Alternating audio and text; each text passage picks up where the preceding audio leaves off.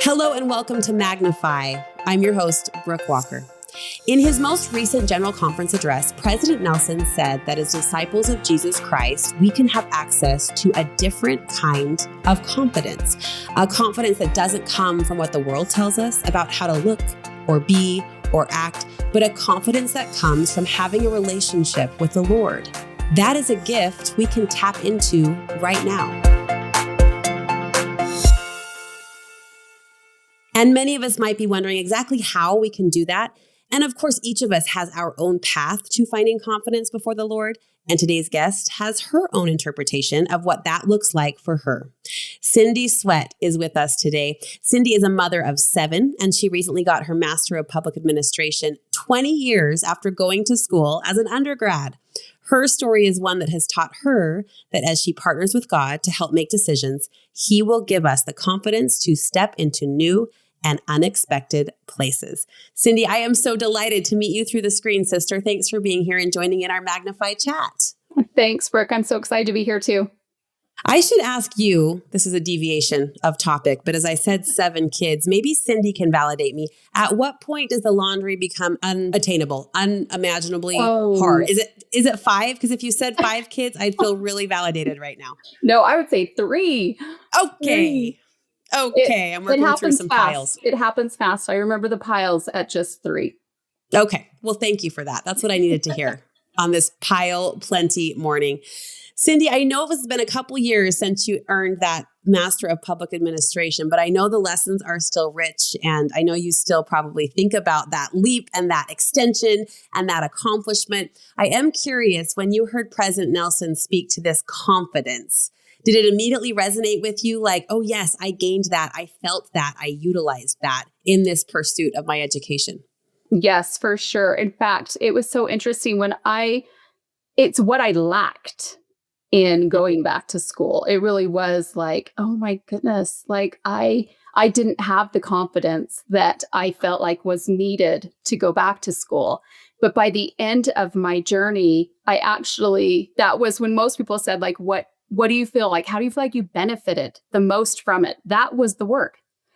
And the interesting thing, just in preparing for this, I went back and read some of my journal entries, and a month into my program, that was the word that I was using. I feel more confident already. So I think that's been a thread throughout my journey. A month in, you already felt that boost. Yep. And it's so lovely. I've been thrilled to hear women respond in the way that they have and continue to do toward this idea of confidence with a spiritual spin. Because truly, like as daughters of God, we know we're here in these mortal bodies, and there is a connection, right, between our mortal physical experience and our divine spirit, at least in this earthly journey. Mm-hmm. But to know that confidence does come and is rooted in a godly place, that just put steam in our sails, right? It just helped. At least for me, it's always been a pursuit. I grew up with all sisters. I have 4 daughters. Confidence is often something that I talk about and think about as a woman, wife, and mother. But to know that that's a godly pursuit was just extra energizing. Oh, so good. And also, I think to know that it isn't necessarily the same confidence that the world talks about. Yes. I'm so eager to hear your experience and also your application, because your story, Cindy, intersects so beautifully with this recent General Conference address that President Nelson shared.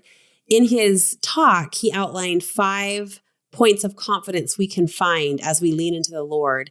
The first one he mentioned is having confidence in the Spirit. He said this: when we make and keep covenants with God, we can have confidence that is born of the Spirit. The Lord told the prophet Joseph Smith that our confidence can, quote, wax strong in the presence of God. With that comes, I think, a comfort too. So confidence in the Spirit. How did you experience that in your journey and your experience? I think for me, it was obviously I was 43 years old when I decided to go back to school. I hadn't worked a day in the last 20 years as far as for a paycheck. I mean, back to those laundry piles, you worked, but I hear you. I hear you. Outside of the walls of your own home. Yeah. Yes. And I hadn't been in school, and the world had changed so much over that time. When I was getting my undergraduate work, I mean, really the computer, the internet, the email, all of that was kind of brand new. And so I knew that going back to school was going to be like huge leaps and bounds. I feel like back to confidence born in the Spirit is something that comes a different way. It's not going to come through like my resume. My resume was empty. It was going to have to come through the idea that this is something that God wanted me to do, that it was aligned with both my desires and his desires, that it was aligned with the covenants that I have made and that I was trying to keep. I actually don't think it is coincidental either that I had spent probably about 6 months before I had applied to school, going to the temple weekly and participating in initiatory blessings where I was constantly reminded of how my potential, how God viewed me, the way that he had blessed me to fulfill the measure of my creation here on earth. And so I feel like that confidence comes not, like I've mentioned, not necessarily on paper. Yeah. I'm sure not on paper, but it was definitely in my heart and in my mind. I found myself thinking like when we were young, in Young Women, in seminary, or wherever it might have been for you, and you're learning how to feel the Spirit and interpret the Spirit, right? I always appreciated teachers because I was so eager to do that as a young person, to learn how to do that. And I always appreciated young women leaders or teachers who would go into detail about what that looks like for them, because we're always taught it's different for each person, right? But I remember I had a young women's leader, and she talked about that the Spirit to her is reassurance. And that word stuck with me, that the Spirit is reassuring. And as you break it down, if we want to play the Webster game, reassurance is very similar to confidence. Like the Spirit can speak to us, inspire us, prompt us, move us in reassuring and confident ways. And that's how I've gone on to experience it through my life. In fact, that's why I think of Sister Beecher's definition so often, is because that's how it's rang true and come true for me. Yeah. For sure. And I think back to that it doesn't necessarily happen in one big grand moment either. Yeah. But that reassurance comes over time, the lessons that we learn. I think like back to the desire to go back to school and to receive a formal education. That's not necessarily an opportunity that's available all of the time.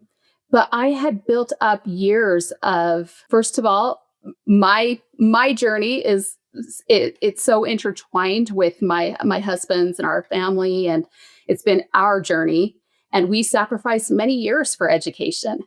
So during that time, those ideas were being settled into my heart and mind, like, yeah, education's important. It's worth the sacrifice. And as I lived that experience over years, then when this opportunity presented itself, there was confidence. And like, yes, I've already learned the benefit of this. I already know this is something that God desires for me. I love that. You had layers of reassurance or layers of confidence piled up over time toward this pursuit of education.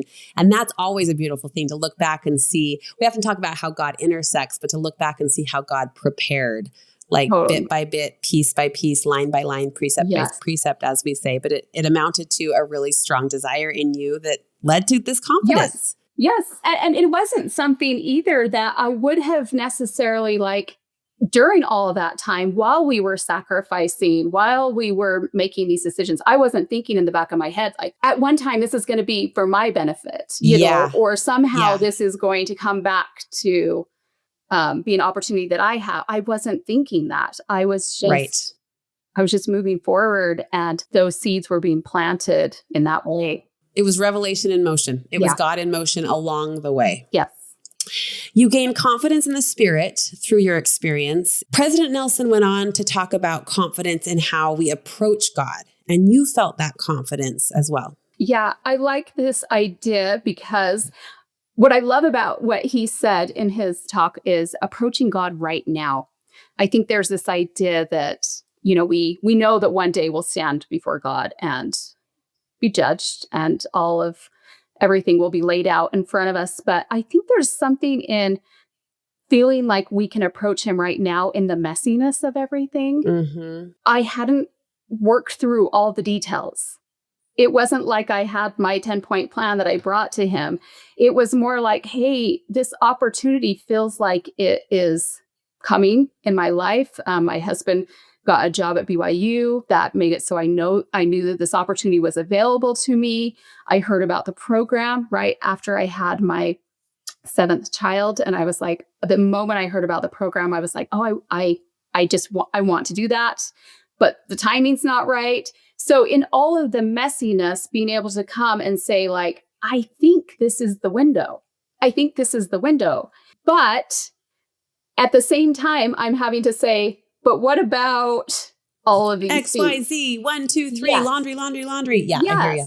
Yes. I'm in the middle of also, I still have 5 children at home. And, there's so many concerns and worries that I love this idea, though, of approaching him in the middle of that messiness. He knew my weakness better than I knew my weakness. And it's humbling. It's hard sometimes, I think, to approach God knowing that you're exposing yourself a little bit. There's this idea that we want to be better than we are. And there's something for about him. Yes. But there's something about approaching him of just like, I don't have all this figured out. I feel like this is what you want me to do. And here are all the reasons why I maybe don't feel capable doing this. And so if this is what you want me to do, I'm going to need some help. I'm going to need some miracles involved. Like, see this mess? This is me and you, right? This is me and you. You're hitting me in a tender spot. And this could just be the state of life that, I'm in and we're in, but I find myself so often so grateful for an on-the-go God. Yeah. Meaning there is certainly time and place for formal worship. And I look forward to a chapter when I can sink more into that. And I do have to remind myself to, respect that reverent formality regularly because life is so on the go. But I'm so grateful that he meets me there in the mess, as you said, and is an on-the-go God that will respond and revelate in moments that aren't perfectly reverent or formal necessarily. But when you feel him there in those moments, that's the Heavenly Father I know and love. Yeah, for sure. And I think that there's something beautiful about being in that place, knowing that our desires are aligned. So even though it's not perfect, even though my life, like I said, there were a lot of miracles that needed to take place in that I was able to approach him knowing that my desires were aligned, that I wanted what he wanted for me. I love that. Yeah. And when you say desires are aligned, you also reference a desire to show up as my best self. He sees that, right? Yeah. He sees that desire and thankfully honors and magnifies it. I love how President Nelson promised next that we can have confidence that Heavenly Father hears us. How did you experience this truth? Mm-hmm. And I think that comes back to the messiness of all the, but what about the fact that I might not be able to get into this program? What if they don't take somebody who has no experience? What if they want a full resume? What about how are my children and my family going to be taken care of during this? How am I going to catch up to the other students in the class?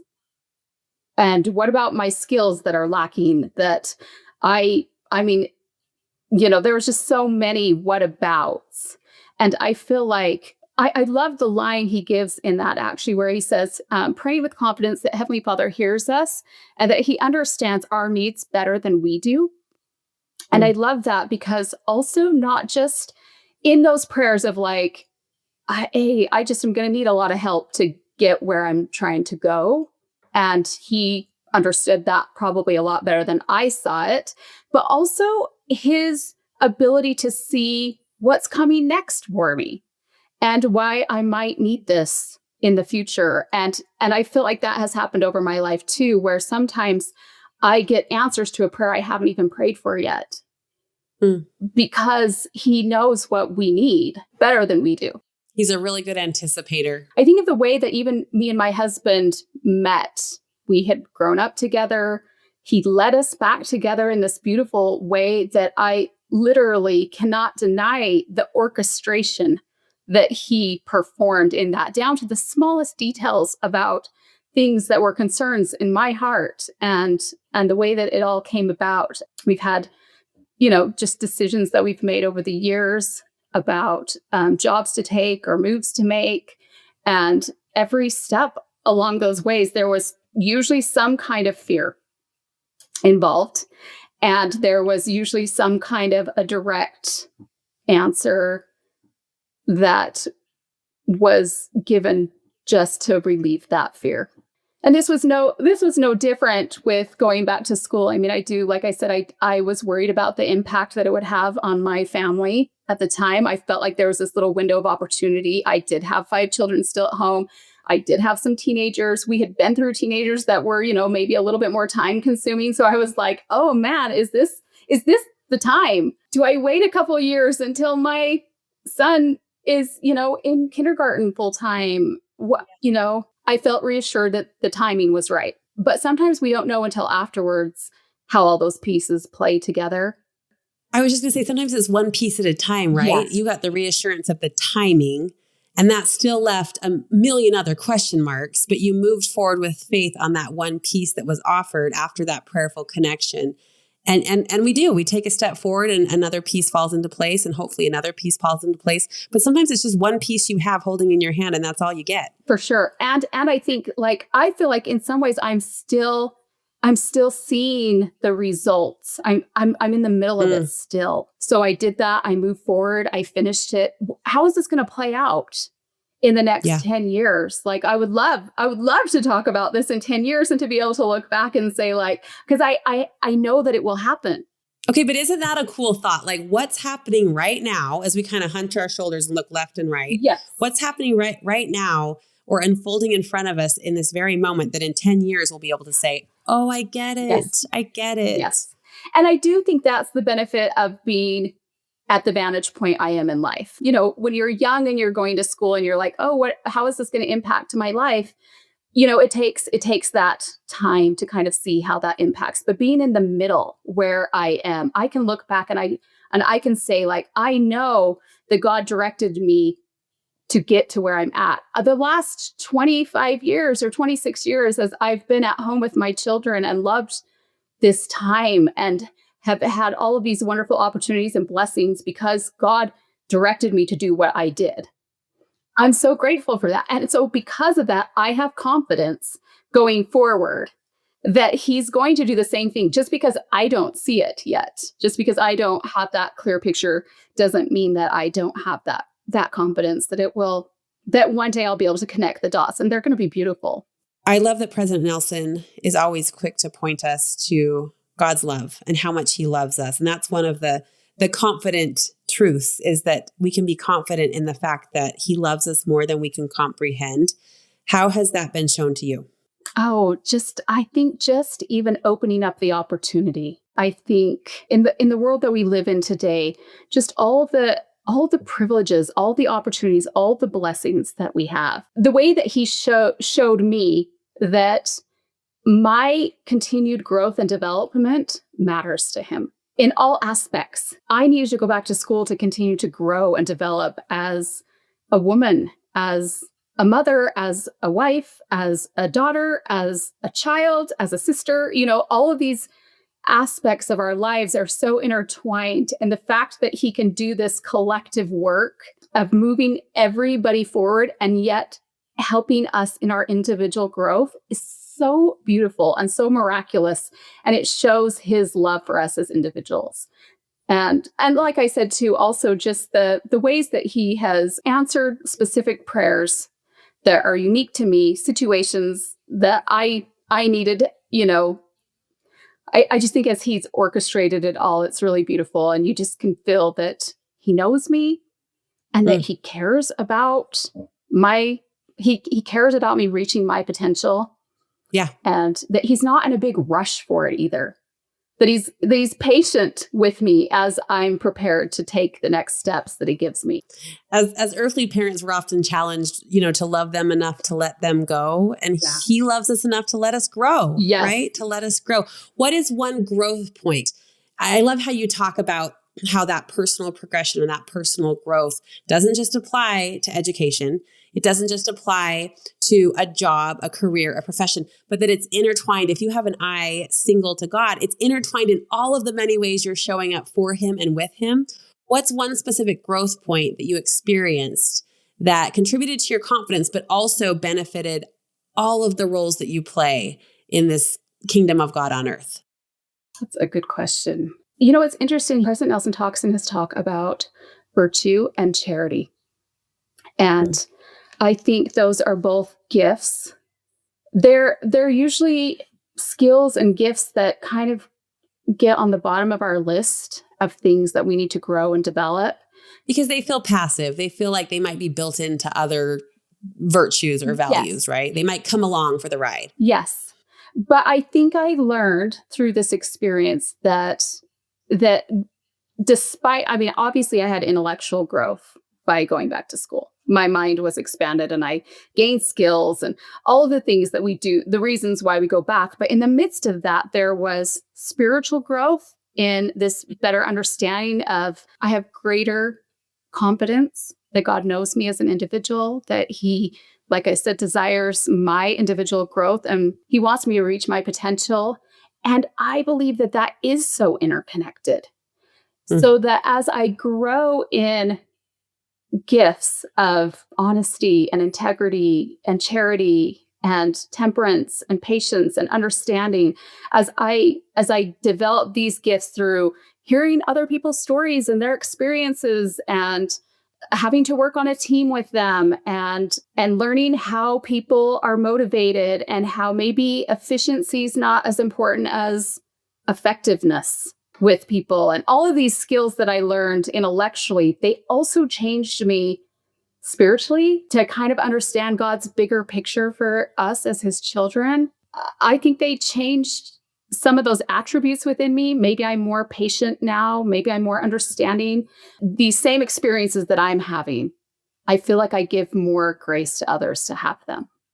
I love that. I love that. And I love when the secular and spiritual intersect in the way you just described. I remember when I was a student at BYU many years ago, Elder Eyring spoke at a devotional, I believe, and he said, and I wrote it in my journal that day, and I got all artistic with doodles and hearts around it because I loved it so much. But he said, anything that's true is part of the gospel. Yep. Can I just share one thing too that we didn't really talk about yet, but I feel like it's super important is that it wasn't his main point, but I feel like it's really important is that I love the part in his talk when he says he loves us more than we can comprehend and that he sends angels to be with us and those we love.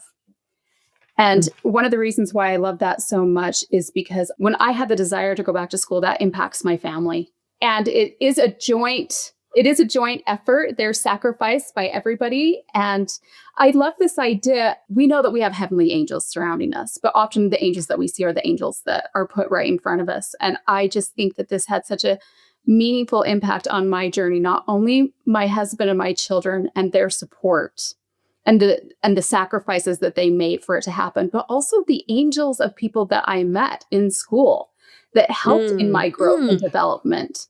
That the people that I probably wouldn't have interacted with in that kind of depth just in my everyday life. I'm surrounded by moms that also have kids that stay at home.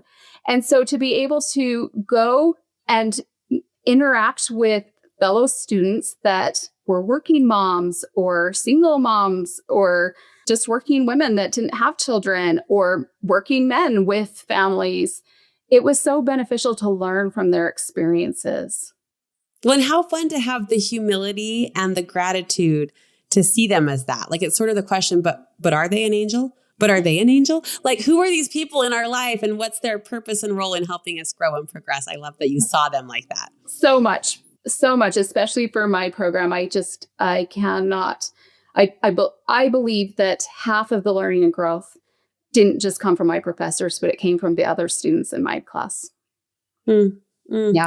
Finally, President Nelson said that we can have confidence that God wants us to reach our highest potential. I feel like you've said that, Cindy, again and again. Can I ask you a little bit about that decision-making process before we conclude today? Because ultimately it was a decision. Yeah. And with that, an act of faith that pushed you toward this experience that then amounted in all of these wonderful growth points and potential reaching opportunities we've described. But like that decision, Cindy, how have you been able to make decisions like that alongside God? Oh, that's such a great question. I think it comes back to where it started. I think it comes back to the covenants that we've made And the way that we try and live those, that as we align our lives with those, they really are the path to our potential.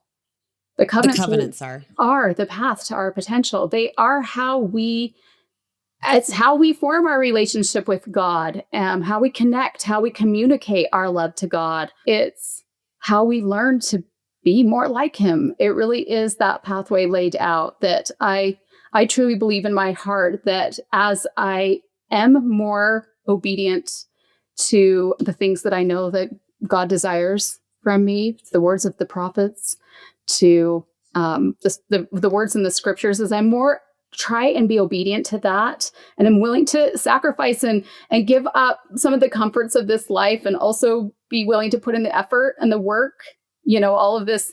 I haven't had a decision yet where God has wanted me to do something that hasn't required, that I've been a little bit like, that hasn't been like, but there's effort involved. Are we sure? Are we really sure? Yeah. And so I feel like sacrificing some of those and being willing to put in the effort, and always having it be focused on wanting to show my love to God, and also to be of better use to him and to his children, and to help and bless the lives of other people. I mean, I think if we just walk through each of these covenants, that they really do lead us to become more like him, to have the same desires he has, to want to spend our time and to do the work that he does. He's just showing us how he's found the joy he has. And I feel like as we try in our imperfections to follow that path, that I think we'll get glimpses and tastes of that along the way. And then it will just grow, that desire, and our efforts will continue to align with that, because it will become who we are. Well, there's the quote that I put doodly hearts and flowers around today on my notebook, which is, the covenants are the path to our potential. I love that so much. Cindy, thank you. Thank you for sharing your experience, and thanks for motivating us to look toward that potential, and also the confident lessons we might learn along the way. Thank you, Brooke. Thank you so much for listening to this episode of Magnify. We really hope you enjoyed it.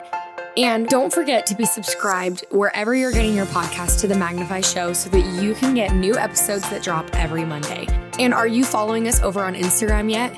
If not, head to @Magnify Community, where we will continue these wonderful conversations and feel weekly and daily inspiration.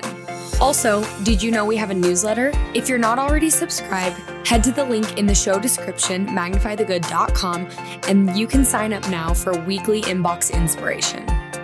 We are so grateful you are a part of our community. We hope you enjoyed this episode, and we'll see you next week.